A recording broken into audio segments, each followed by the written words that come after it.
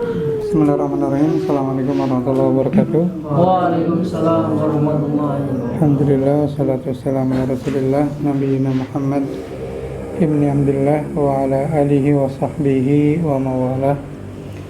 Wa la hawla wa la quwwata illa billah, amma ba'd. Kalau baru pembukaan kedua nanti jam 12 lahirannya.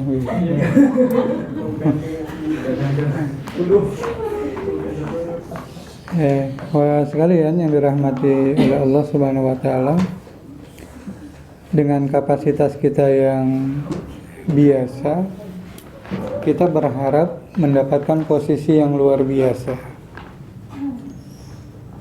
Mungkinkah? Mungkin, manakala kita mau melakukannya. Karena dalam satu sabdanya Rasulullah SAW menyebutkan, nanti di akhirat ada satu mimbar, yang mimbar-mimbar ini penuh cahaya dari Allah Subhanahu wa taala. Dan semua orang merasakan ingin untuk berada pada posisi di mimbar tersebut. Bahkan ketika Allah meletakkan orang-orang yang ada pada mimbar tersebut, malaikat cemburu, malaikat merasa iri, karena yang ada di mimbar tersebut bukan para nabi, bukan para malaikat, tapi orang-orang yang biasa. Dan ketika malaikat bertanya, siapakah mereka ya Allah sampai mendapatkan posisi yang luar biasa? Allah menjawab, mereka yang saling mencintai karena Allah. Ini sesuatu yang sangat dahsyat, sesuatu yang sangat luar biasa. Betapa al-hubbu fillah, saling mencintai karena Allah, mendapatkan posisi yang sangat luar biasa di sisi Allah Subhanahu wa taala. Makanya ada judul lagunya ya. Apa judul lagunya? Hah? Cintai aku karena Allah ya. Aneh khusnuzan antum ahlul Quran gak suka lagu ya. Jadi gak hafal judul lagu. Mudah-mudahan hafalnya nama-nama surah dalam Al-Quran, hafalnya isi Al-Quran. Jangan nyontoh aneh berarti kan. Ya. Saling mencintai karena Allah itu memiliki strata-strata yang paling tidak kita berharap punya strata, baik itu level minimal, level menengah. Syukur-syukur kita pada strata yang sangat tinggi. Level minimal tentu sebagaimana yang Rasulullah SAW sabdakan, al-Islam man salimal insan min lisanihi wa yadihi. Orang Islam itu adalah di mana orang Islam yang lain terselamatkan oleh lisannya dan tangannya. Artinya, level kecintaan kita kepada saudara kita minimal tidak merugikan saudara kita, baik merugikan secara fisik maupun secara psikis, karena di situ ada kata lisan. Membuli misalnya, ini kan sesuatu yang sangat menjadi faktor yang perlu kita evaluasi bersama gitu. Karena kemarin saya ikut mendapatkan paparan dari rumah sakit jiwa di Bandung. Ternyata anak-anak muda yang masuk rumah sakit jiwa semakin banyak gitu. Dan 3 besar faktor penyebab mereka masuk rumah sakit jiwa. 1, kecanduan game. 2, korban gadget. Yang 3, bully.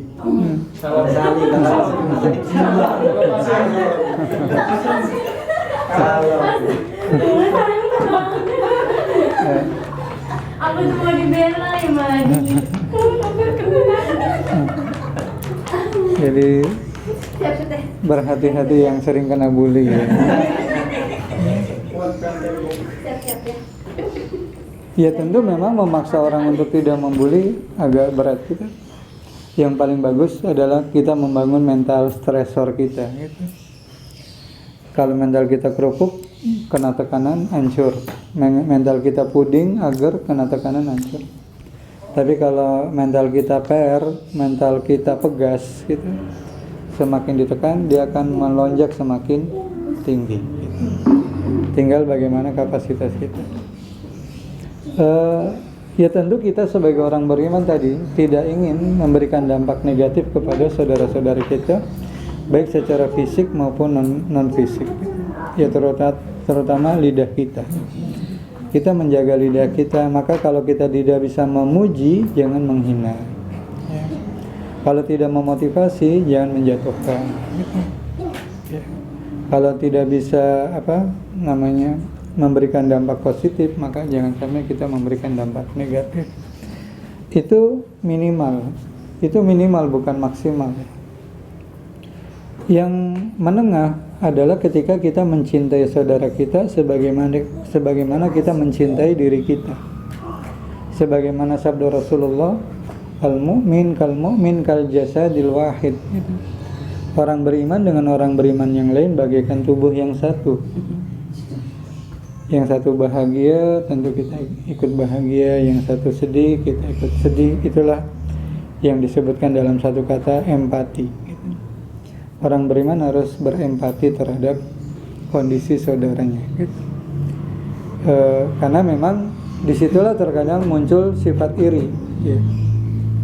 Ketika kita melihat orang bahagia, kita sakit hati. Ketika kita melihat orang sedih, kita bahagia. Ini bibit-bibit sifat iri yang muncul di dalam hati kita. Maka mari kita rasakan empati itu. Mungkin kalau dalam istilah orang Jawa ada istilah ngaji rasa ya gitu. Ya, seandainya itu adalah saya gitu. Ya. Jadi seandainya itu adalah saya merupakan bagian level kecintaan kita kepada saudara kita, level menengah. Dan tentu kita harus meningkatkan kapasitas diri kita menjadi level yang tertinggi. Level yang tertinggi adalah kita mencintai saudara kita di atas cinta kita kepada diri kita. Nah, ini menjadi tantangan. Bisakah kita mencintai saudara kita lebih daripada cinta kita kepada diri kita? Bukan tidak mungkin, tetapi perlu latihan-latihan yang ikhlas. Perlu pengorbanan yang luar biasa. Ada orang yang datang minjem uang 100.000, uang kita cuma 100.000. Ini tantangan, ujian. Dan akan datang manakala kita sudah melewati level yang kedua. Ketika kita mencintai saudara kita sama dengan cinta kita kepada diri kita. Setelah itu kalau kita mau naik level akan datang ujian-ujian tersebut. Tapi sekali lagi disitulah letak kenikmatan iman. Karena Rasulullah SAW bersabda, ada 3 hal yang manakala itu ada di dalam diri kita akan merasakan apa yang disebut dengan kelezatan iman. Yang pertama, ketika kita mencintai Allah dan Rasulnya di atas segala-galanya. Yang kedua, ketika kita membenci masa lalu kita, tentu saja masa lalu yang kelam, masa lalu yang negatif, masa lalu yang buruk, sebagaimana benci kita kalau kita dimasukkan ke dalam api neraka. Jadi jangan sampai antum punya masa lalu yang kelam, antum sudah bertobat tapi antum masih membanggakan masa lalu itu. Ini juga yang harus kita koreksi. Itulah deklarasi yang disampaikan Umar bin Khattab radhiyallahu anhu ketika beliau bertobat. Beliau mengatakan, tidak ada satupun sejengkal bumi di mana pada waktu itu Umar berbuat dosa, berbuat maksiat, maka Umar harus menggantinya dengan perbuatan baik. Itulah mengapa fadilah kalau salat sunnah itu geser tempat. Karena salah satunya adalah memperbanyak saksi kebaikan di yaumil qiyamah nanti. Dan yang ketiga, ketika kita saling mencintai karena Allah, bertemu karena Allah, berpisah juga karena Allah. Ini yang ketiga ini yang akan mampu merasakan kelezatan iman, bahwa kita dikumpulkan karena Allah, kita pun berpisah karena Allah. Doa indah dari Hasan al-Banna dalam Ma'surat Allahumma innaka ta'lam anna hadhil qulub qad ijtama'at ala mahabbatik.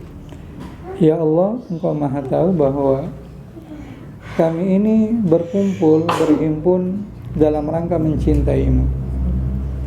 Makanya doa indah yang diajarkan oleh Rasulullah sallallahu alaihi wasallam, Allahumma inna nas'aluka hubbuka wa hubbu man yuhibbuka wal amalu alladhi yuballighuna hubbak. Ya Allah, kami memohon cintamu, cinta orang-orang yang mencintaimu, dan ya Allah, jadikanlah amal-amal kami bisa menghantarkan kepada cintamu. Ya. Jadi karena sekali lagi kata cinta yang mungkin sering kita dengar hanya baru kita rasakan ketika kita baru cinta kepada sesama gitu. Cinta vertikal mari kita bangun rasa cinta kita kepada Allah dan Rasulullah, agar kalau satu saat kita mencintai karena Allah, kita merasakan betul. Sehingga kalau orang yang mencintai karena Allah, bertemu karena Allah, berpisah karena Allah, ya putus juga karena Allah gitu. Kalau putus juga karena Allah, harusnya sih tidak frustasi ya gitu. Harusnya sih tidak bunuh diri ya gitu. Kalau ada puisi-puisi kegalauan itu biasa gitu. Karena memang ya itulah manusia. Selevel Bunda Maryam saja kan, kalau kita lihat ketika beliau akan melahirkan putranya, beliau sampai sempat mengatakan, aduhai alangkah indahnya kalau saya sebaiknya mati saja gitu. Ya karena kesedihan melahirkan tanpa didampingi oleh seorang suami. Di sisi lain cemoohan masyarakat terhadap dirinya begitu luar biasa. Jadi galau suatu yang biasa, tetapi berlarut-larut dalam kegalauan inilah yang harus kita hindari. Karena setelah itu kita tahu Malaikat Jibril datang menghibur Bunda Maryam bahwa engkau harus bahagia. Artinya kata kuncinya, semua kita punya hak untuk bahagia, semua kita punya potensi untuk bahagia, dan semua kita punya peluang untuk bahagia. Saya kira ini sedikit yang bisa saya sampaikan. Kasihan udah kipas-kipas terus ya. Saya sangat zalim kalau antum harus sauna gratis gitu ya, tapi harus ganti baju. Ya, wallahul muwaffiq ila aqwamit thoriq. Nasrun minallah wa fathun qarib. Assalamualaikum warahmatullahi wabarakatuh. Waalaikumsalam.